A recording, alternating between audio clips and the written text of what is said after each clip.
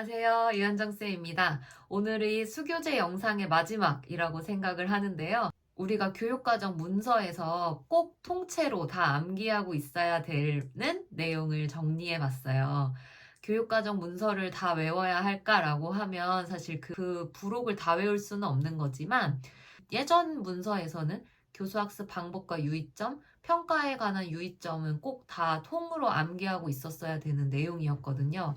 근데 2022에서는 1호의 내용과 거의 비슷하긴 하지만 몇 가지 내용들이 더 추가되고 그리고 좀 더 세분화돼서 교수학습 방향과 방법 그리고 평가의 방향과 방법으로 나뉘어져 있더라고요. 그래서 이 네 가지는 꼭 다 암기를 하셔야 될 것 같고 이 암기한 내용은 문제풀이에서 어떻게 사용을 해야 하냐면 예를 들어서 우리가 연결 역량이라는 걸 외우게 될 텐데 문제에서 수학적 연결성에 대한 문항이 나왔다면 교육과정 문서 속에 있는 내용을 통으로 쓰시는 게 가장 안전한 답안이라고 할 수 있습니다. 네, 그래서 물론 이것들이 다 실론이나 수교재의 이론적 내용을 기반으로 하고 있기 때문에 여러 번 반복해서 보시다 보면 그렇게 어렵지 않게 암기하실 수는 있을 거예요. 그래도 우리가 고득점을 위해서는 키워드 채점이 정말 중요하고 그 키워드를 쓰는 기반은 교육과정 문서에서 나온다라고 생각하시고 이 영상으로 수교재는 완벽하게 다 이제 마무리했다라고 생각하시면 될 것 같습니다. 그러면 문서 영상으로 넘어가 볼게요. 네, 이 파일이 이제 수학 교육과정 문서 속에서 교수학습 방향과 방법, 평가의 방향과 방법을 적어 놓은 걸 요약해 놓은 자료입니다. 교수학습 방향에서 제가 생각했을 때 당연하다고 생각되는, 그러니까 문제 풀이에 도움이 될 것 같지 않은 문장은 뺐고요. 그래도 이 교육과정에서 추구하고 있는 방향은 보셔야 될 것 같아서 그런 것들로만 정리를 해 두었습니다. 이것들은 여러분이 읽으시면서 통으로 암기하셔야 되니까 따로 요약은 없고요. 근데 이런 걸 암기할 때는 우리가 인출하는 방법이 가장 중요하잖아요. 근데 제가 생각했을 때 뭐 앞글자만 따서 연산기억법을 한다는 것은 문제풀이를 하는 데 있어서 는 도움이 되지 않는 것 같습니다. 그래서 그냥 이렇게 제가 키워드를 정리해 놓았거든요.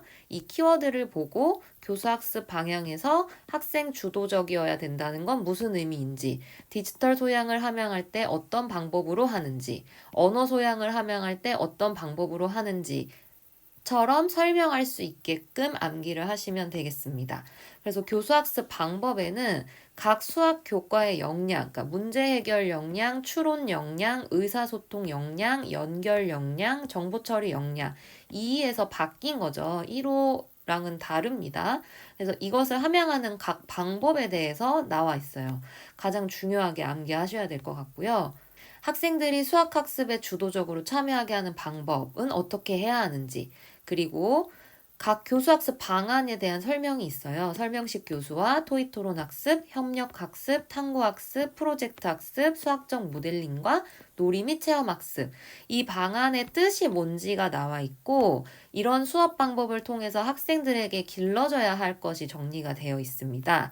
다만 설명식 교수에서는 학생들이 하는 활동이 주가 되지 않다 보니까 교사가 주의해야 할 점만 적혀 있거든요. 그래서 그렇게 암기하시면서 암기할 때 토익 토론 학습의 뜻은 무엇이고 이것을 통해 학생들은 무엇을 기르게 해야 하는지를 인출할 수 있게끔 연습하시면 되겠습니다. 그리고 맞춤형 지도가 또 하나의 주요 키워드인데 맞춤형 지도는 학생의 성장을 지원하기 위한 것입니다. 그래서 학생의 성장을 지원하기 위한 맞춤형 지도를 하려면 어떻게 해야 하는지 말씀하실 수 있어야 하고요.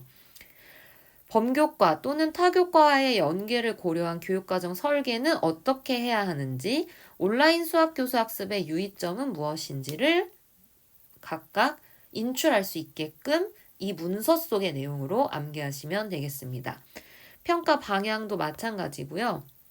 근데 평가 방법에서 각 수학 교과 역량에 대한 평가 방법이 나와 있어요. 그러니까 문제 해결 역량을 평가하기 위해서는 이렇게 시작을 하고 무엇을 평가해야 한다라는 것으로 드러나 있는데 걔는 다 읽어보시면 각 수학 교과 역량을 함양하는 방법 각각을 할 수 있는지 없는지를 봐야 한다라고 되어 있기 때문에 교수학습 방법만 명확하게 외우신다면 평가 방법은 따라서 기억하실 수 있게 됩니다.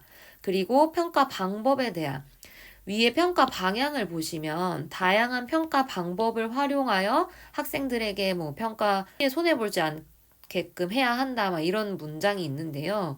그런 다양한 평가 방법에 대한 제시가 되어 있습니다.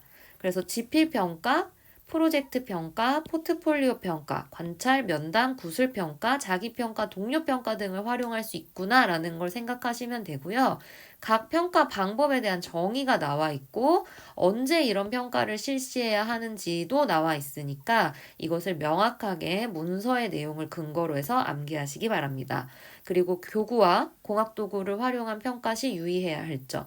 제가 그냥 유의점이라고 적었지만 문서상으로는 고려해야 할 사항이라고 나오기는 합니다.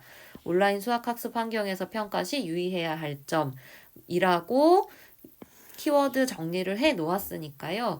이것을 각각 암기하시면 될 것 같습니다.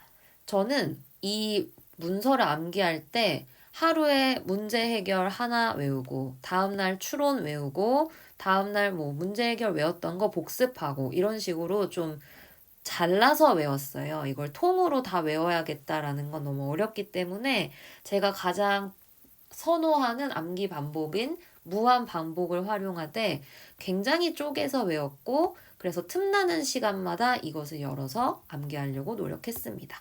여러분도 이 방법을 참고하시면 좋을 것 같습니다. 제가 따로 뒤에 내용은 읽지는 않을게요. 그러면 오늘 영상은 짧게 마치기 전에 수학적 모델링은 임용 기출에서도 꽤 여러 번 나와 있어서 수학적 모델링에 대한 도식화 내용을 적어 놓았고 이해가 가기 쉽게 예시를 넣어 놓았어요. 모델링을 한다는 건 실세계 현상으로부터 관찰과 해석, 명료화 과정을 통해 수학적 모델을 만들어내야 하고 그 수학적 모델에서 분석을 통해서 문제를 해결하는 과정까지도 들어가겠죠. 참고할 수도 있고요.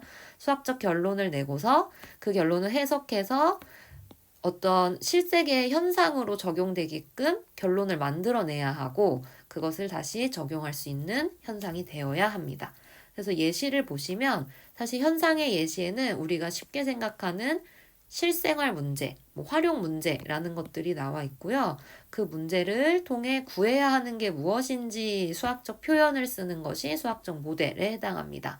그리고 그 수학적 구해야 하는 문제를 수학으로 풀어낸 것이 수학적 결론에 해당하고 그 결론을 통해 다시 문제에서 요구되는 사항으로 해석해내는 것이 결론 판단 과정이구나라는 것을 읽어보시면서 어떤 새로운 실생활 문제가 주어지더라도 수학적 모델링 과정을 구분해낼 수 있는 능력을 갖추시면 될 것 같습니다. 그러면 진짜 여기서 마무리 짓도록 할게요.